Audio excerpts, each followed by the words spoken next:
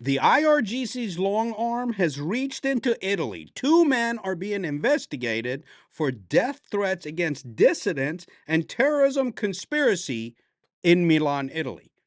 Here's something that just came out of Italy.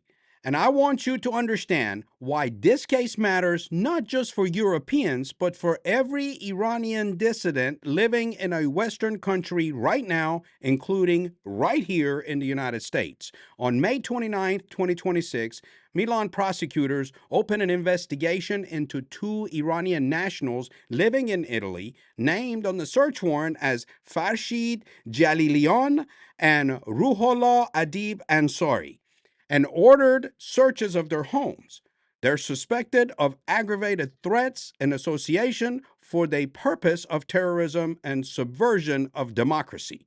That's what their charge is in Italy. I'm sure in the United States, the charge would be something different.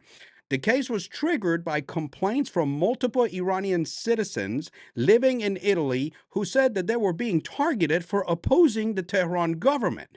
In one case, an Iranian woman dissident told investigators she received a phone call telling her she'd been sentenced to death for supporting the opposition and that her assets in Iran would be confiscated.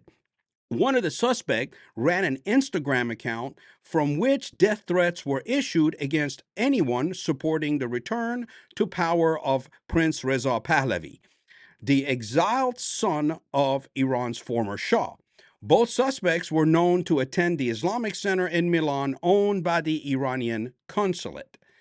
That last detail is very critical. A center connected to the Iranian government being used as a base for alleged harassment and intimidation of dissidents living in the Western European city and all over the Western society. This case is not isolated. Italian prosecutors in Milan have placed these men under investigation against the backdrop of a wider pattern of Iranian-linked incidents across Europe and America, including arson attacks against Jewish targets in London and a foiled attack against Bank of America in Paris. Denmark's National Security Service simultaneously warned that Iran poses a specific and growing threat to the Iranian dissidents and the Jewish community across Western society. Let me know in the comments what you think should be done to these knuckleheads who decide to be enforcers for foreign governments, especially one that's designated as a terrorist organization. And as always, make sure you like, share, and follow to hear more news about terrorism and radicalization worldwide. And always remember, if you see something, say something. Have a great day.